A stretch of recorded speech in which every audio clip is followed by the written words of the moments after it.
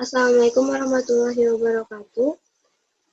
Di sini kami dari kelompok 1 dan di sini juga kami akan mempresentasikan materi tentang komunikasi verbal dan nonverbal. Saya Selmi Adila Putri selaku moderator di presentasi kali ini. Sebelum masuk ke materinya, di sini saya akan memperkenalkan tim presentasi kami. Yang pertama ada Alia Nabila sebagai pemateri, kedua Anggi Nur Fitriani sebagai pemateri, ketiga ada Delia Nurlaili sebagai pemateri, keempat ada Fauzi Ahmad Malik sebagai pemateri, kelima ada Maitsa Falih Aziza sebagai pemateri, dan saya sendiri Silmi Adila Putri sebagai moderator dan juga pemateri. Yang pertama ada pengertian dari komunikasi. Komunikasi menurut Agus adalah pemberitahuan, pembicaraan, percakapan, pertukaran pikiran, atau hubungan. Komunikasi ini juga dapat dibedakan lagi ke dalam beberapa bentuk. Pembagian komunikasi dari segi penyampaian ada komunikasi lisan maupun tertulis. Dari beberapa sumber kini menambahkan komunikasi elektronik.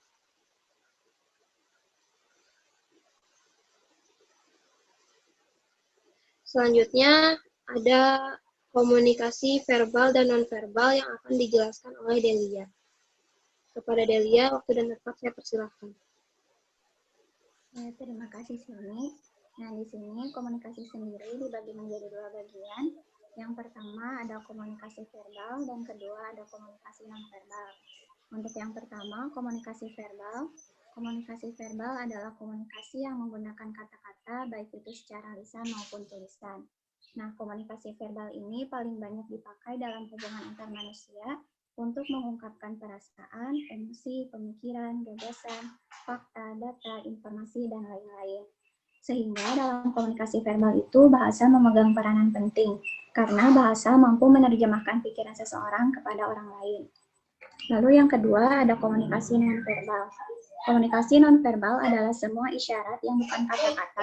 Pesan-pesan nonverbal sangat berpengaruh terhadap komunikasi. Nah, melalui komunikasi nonverbal ini, kita bisa mengetahui suasana emosional seseorang, apakah ia sedang bahagia, marah, bingung, atau sedih. Komunikasi nonverbal juga lebih jujur mengungkapkan hal yang mau diungkapkan karena spontan. Sehingga kesan awal kita mengenal seseorang sering didasarkan pada perilaku nonverbalnya yang mendorong kita untuk mengenal lebih jauh.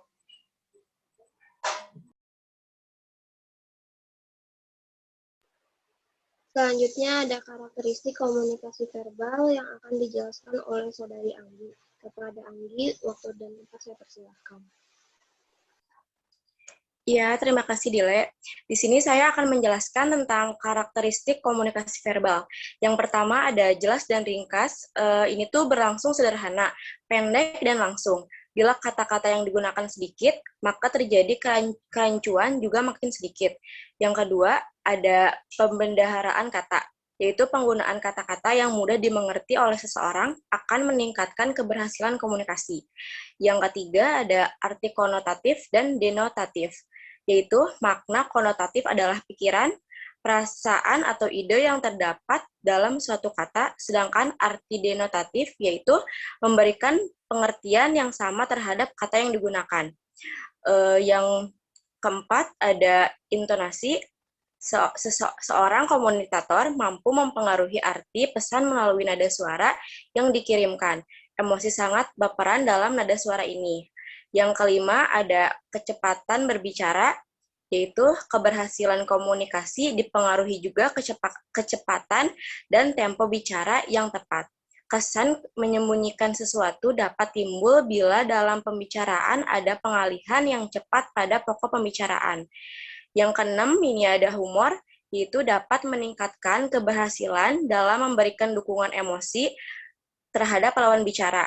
Tertawa membantu mengurangi ketegangan pendengar sehingga meningkatkan keberhasilan untuk mendapat dukungan.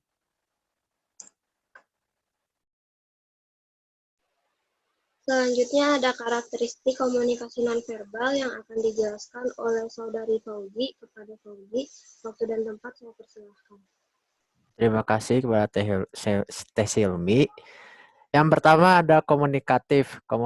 Komunikatif itu yaitu perilaku yang disengaja atau tidak disengaja untuk mengkomunikasikan sesuatu yang sehingga pesan yang ada bisa diterima secara sadar. Yang kedua ada kesamaan perilaku. Kesamaan perilaku yaitu kesamaan perilaku nonverbal antara satu orang dengan satu orang yang lainnya.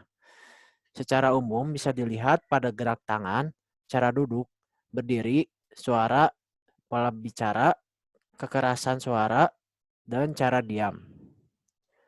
Yang ketiga ada artifaktual. Artifaktual itu komunikasi nonverbal bisa juga dalam bentuk artefak seperti cara berpakaian, tata rias, alat tulis, mobil, rumah, perabot rumah, dan cara menatanya.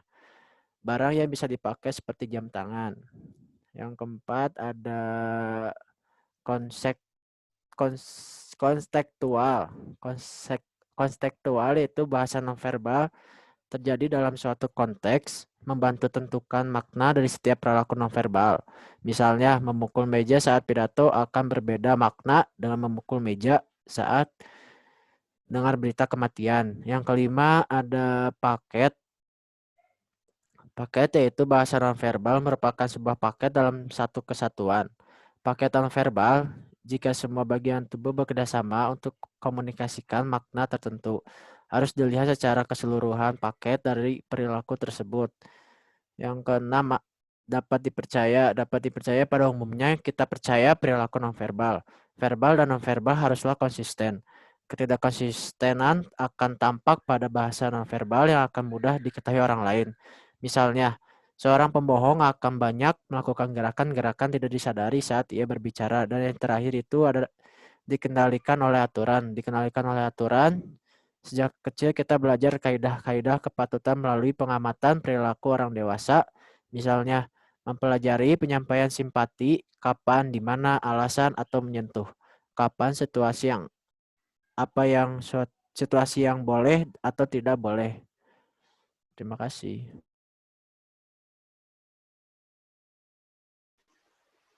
Selanjutnya ada jenis komunikasi verbal yang akan dijelaskan oleh Saudari Maitza. Kepada Maitza, waktu dan tempat saya persilakan. Baik, terima kasih Silmi. Selanjutnya adalah jenis komunikasi verbal. Yang pertama, berbicara dan menulis. Berbicara adalah komunikasi verbal vokal, sedangkan menulis adalah komunikasi verbal non-vokal. Presentasi dalam rapat adalah contoh dari komunikasi verbal vokal, sedangkan surat menyurat adalah contoh dari komunikasi verbal non-vokal. Yang kedua adalah mendengarkan dan membaca. Mendengar dan mendengarkan adalah sesuatu yang berbeda. Mendengarkan adalah mengambil makna dari apa yang didengar, sedangkan membaca adalah satu cara untuk mendapat informasi dari sesuatu yang ditulis.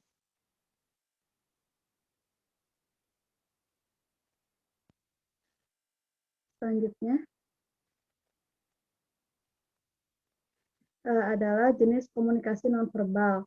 Jenis komunikasi nonverbal itu yang pertama sentuhan atau haptik. Alat untuk menerima sentuhan adalah kulit yang mampu menerima dan membedakan berbagai emosi yang disampaikan orang melalui sentuhan. Yang kedua itu komunikasi objek seperti penggunaan pakaian. Yang ketiga pronemik. Pronemik itu penggunaan waktu. Yang keempat adalah gerakan tubuh atau kinestetik. Yang kelima itu proksemik, yaitu jarak yang digunakan ketika berkomunikasi. Yang keenam adalah lingkungan. Yang ketujuh yaitu vokalik seperti nada bicara, intonasi, dan kecepatan berbicara. Sekian. Selanjutnya ada perbedaan komunikasi verbal dan nonverbal yang akan dijelaskan oleh Saudari Alia. Kepada Alia, waktu dan tempat saya persilakan. Lalu di sini ada perbedaan pada komunikasi verbal dan nonverbal. Yang pertama ada komunikasi verbal. Komunikasi verbal ini dapat dilakukan melalui dua cara, yaitu ada vokal dan non-vokal. Pada vokal, yaitu bahasa tulisan. Bahasa tulisan ini adalah komunikasi ujaran atau komunikasi melalui tuturan. Dalam komunikasi lisan, kita menggunakan kata-kata untuk menyampaikan pesan. Contoh dari komunikasi lisan ini adalah percakapan tatap muka, pidato, percakapan melalui telepon, video, radio, dan lain-lain. Lalu, pada non-vokal ada bahasa tulisan. Dalam komunikasi melalui tulisan, simbol atau tanda tulisan digunakan untuk berkomunikasi. Pada komunikasi tulisan, pesan dapat ditransmisikan melalui surat elektronik, surat, laporan, catatan, dan lain-lain. Pesan dalam komunikasi tulisan dipengaruhi oleh penggunaan kosakata dan tata bahasa. Juga kejelasan dalam bahasa yang digunakan sangat berpengaruh pada bahasa tulisan. Lalu yang kedua pada komunikasi nonverbal. Pada komunikasi nonverbal ini adalah pengiriman dan penerimaan pesan tanpa kata-kata. Sama seperti komunikasi verbal, komunikasi nonverbal ini dibagi menjadi dua cara, yaitu vokal dan non-vokal. Pada vokal, nada suara, desah, jeritan, dan kualitas vokal yang digunakan untuk mengkomunikasikan sebuah pesan kepada penerima. Sedangkan untuk non-vokal, ada isyarat, gerakan, penampilan, dan ekspresi wajah untuk mengkomunikasikan sebuah pesan kepada penerima. Sekian. Baik, semua materi sudah tersampaikan. Sekian presentasi dari kami. Jika ada yang ingin ditanyakan, silahkan bertanya melalui kolom komentar. Terima kasih. Wassalamualaikum warahmatullahi wabarakatuh.